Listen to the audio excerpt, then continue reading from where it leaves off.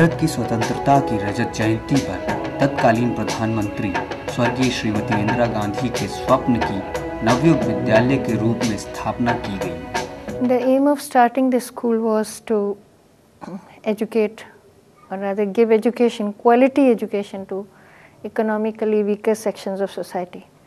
And the idea was conceived by late Prime Minister Mrs. Indira Gandhi, and she had seen this dream that economically weaker strata of society should be given full opportunity.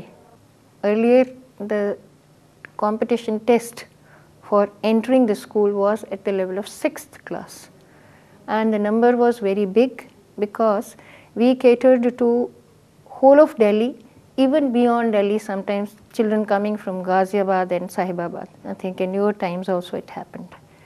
And the catering was to a bigger group of society, and the number of children was in thousands, sometimes 8,000, 9,000, who were appearing for class 6th.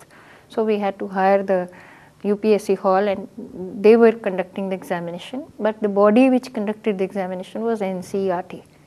The school teachers or faculty was intentionally kept out of it so that the selection is fair. That Navyug is a public school without the evils of a public school. उच्च स्तरीय शिक्षा के अलावा कुछ और भी बातें हैं जो नवयुग को विशेष बनाती हैं। एक तो असेंबलीज, दूसरा हमारे यहाँ जो हम लोगों को साथ बैठ के खाना, जो हमारे यहाँ लंच प्रोवाइड किया जाता था, वो महज एक लंच नहीं था। उसमें टीचर्स और हम लोग साथ बैठ के जो लंच करते थे, तो उसमें और भी टॉपिक्स को हम लोग डिस्कस किया करते थे। तो ये दो चीज़ें, और प्लस हमारे स्कूल का एक जो स्पेशल मोटो था वो था कि हमें जो अपने एक्स्ट्रा करिकुलर एक्टिविटीज़ के ऊपर एम्फेसाइज जो था, जिसमें हमारे यहाँ डांस, सिंगिंग और आर्ट, तो इस तरह की, और particularly home science was compulsory for everybody up to 8th standard, जो कि मेरे ख्याल में और कहीं भी नहीं है। तो इस तरह की बहुत सारी चीज़ों का जो समावेश करके इस स्कूल को बनाया गया था। ये सिर्फ एक एकेडमिक इंस्टीट्यूशन नहीं था, सिर्फ एक बुक वॉर्म टाइप के बच्चों को बनाने का मकसद नहीं था। मकसद था कि एक हमारे देश के लिए एक अच्छे सिटीजन को बनाना। यहाँ के छात्र शिक्षकों को अपने माता पिता से भी बढ़कर और नवयुग को अपना परिवार मानते हैं। We used to leave for school at 7, get back home by 6. So the good amount of waking hours we spent at school. So it meant that we did everything together. I mean, before you could think of your parents, you thought of Mr. Dar, Mrs. Hora, Miss Kohli, what they would say if I did this. So inculcated a cultural feeling in us, and it made me what I am today. हमारे principal हमेशा emphasise किया करते हैं, Navyug is a family. तब उस बात की importance हमें नज़र नहीं आती थी जितनी आज आती है। It was a family, it is a family. Even after passing out so many years back, it's still a family. I can still just call up somebody and tell them, Bhaiya, I'm from Navyug. Or a junior can call me up and tell me, Bhaiya, I'm from Navyug, and I'll give him an audience, or someone senior will give me an audience right away. He might be the biggest of industrialist, biggest of person around, but they'll give an audience straight away just because I'm from Navyug. That is the defining point of Navyug. ऐसा नहीं कि केवल छात्र ही शिक्षकों को याद करते हैं, बल्कि शिक्षक भी छात्रों को भूल नहीं पाते। But on the whole, I will say that the experience in the school was a very healthy experience because the students were really intelligent. They had a very good IQ. They enriched our knowledge a lot by asking very good questions. When we were free, we used to play table tennis with the students. And secondly, we very well knew that these children cannot afford and there is no fun. It means when our student is studying somewhere else, it means we are handicapped. We cannot impart that knowledge to him. That is why he is going here and there. That is our insult. It's a slap on my face that my student is studying somewhere else. देखिए, मैं तो अपना privilege समझता हूँ कि हम लोग JN. दर साहब का हम लोगों को कि ब्लेसिंग्स हम लोगों को मिली। अपने आप में वो एक बहुत बड़े एजुकेशनिस्ट थे। उनका एसोसिएशन जिन स्कूल से रहा है, आज भी वो इंडिया के बहुत नामी गिरामी स्कूल हैं, जैसे डून स्कूल, सिंधिया स्कूल। उस टाइम तो ये सब चीज़ें हम लोगों को उतनी समझ में नहीं आती थी, मगर आज ये चीज़ें, नेत्रहाट, उनका बनाया हुआ इंस्टीट्यूशन जो नेत्रहाट है, आज वही स्टैंडर्ड मेंटेन कर रहा है, और वो भी बिहार जैसे स्टेट में जहाँ की काफ़ी कुछ हर चीज़ों में डिटेरियोरेशन लोग कहते हैं कि होता आया है। और उनका जो अपने आप में एक पर्सनैलिटी थी और जो उनका सोचने का तरीका था, अगर कोई सचमुच में गांधीवाद का अगर कोई डेफिनेशन हम आज अपनी ज़िंदगी में कोई समझ सकते हैं तो मेरे ख्याल में उनके अलावा कोई और मेरे दिमाग में नहीं आएगा। बातें भूल जाती हैं, यादें याद आती हैं। तो एक बार ऐसी कोई बात चल रही थी तो बीच में मैं था, कुछ थोड़ा एक बच्चे थे तो शरारती दिमाग तो रहता ही है, तो हंसी आ गई, आपस में बात कर रहे थे, सुन नहीं रहे थे attentively.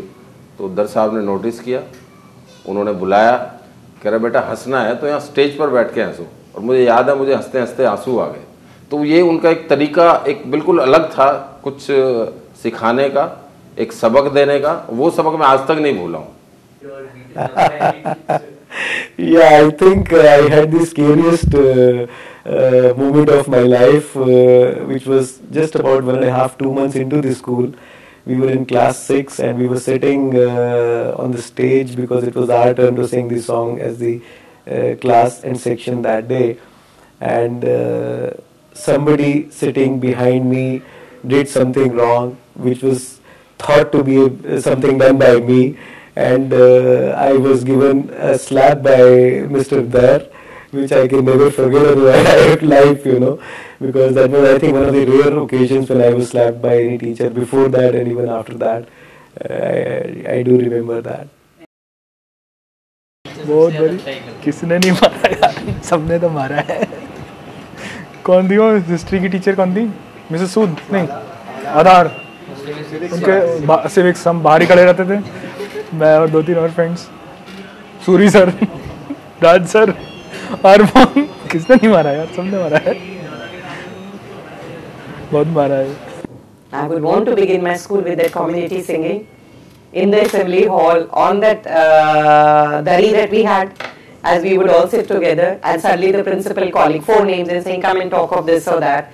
That I still, you know, my heart still palpitates in the same racy fashion. Aaj meri bari to nahi hai, without knowing. That feeling, yes, having a breakfast together, when the principal is insisting that all eat the germinated chanas, peanut butter, I still enjoy it, I still buy it. Navyug की परंपराएं आज भी दशकों पूर्व पढ़े हुए छात्रों के जीवन में समाहित हैं। I must say I had really some a very fondest time and wonderful time in my school days. Although I had my ups and downs, we had lots of fatkar from our principal as well. A lot of love, a lot of personal care, a lot of attention, a lot of learning, a lot of good values. You know, the basic part was simplicity and values which we learned from my times in Navyug, and a lot of value for hard work. And that's the critical thing which I would say. आज जब इना के 25 वर्ष पूरे हो चुके हैं तो अनेक स्मृतियाँ, अनेक संस्मरण सामने आते हैं। ऐसा लगता है जैसे कल ही की बात हो कि हम सब लोग विद्यालय में थे, विद्यालय के अध्यापक, विद्यालय के अन्य कर्मचारी गण, विद्यालय के अपने मित्र, सबके चेहरे और सब घटनाएं एकदम चलचित्र की तरह आँखों के आगे घूम जाती हैं। मुझे अगर कोई एक सबसे महत्वपूर्ण बात लगती है तो वो ये कि जब नवयुग स्कूल का प्रारंभ हुआ तब से लेकर जिस तारीख को हम विद्यालय से बाहर निकले, प्रतिदिन विद्यालय में प्रातःकालीन असेंबली का एक महत्वपूर्ण स्थान था, morning assembly, and we used to look forward to the discourses which were given during this assembly by the principal.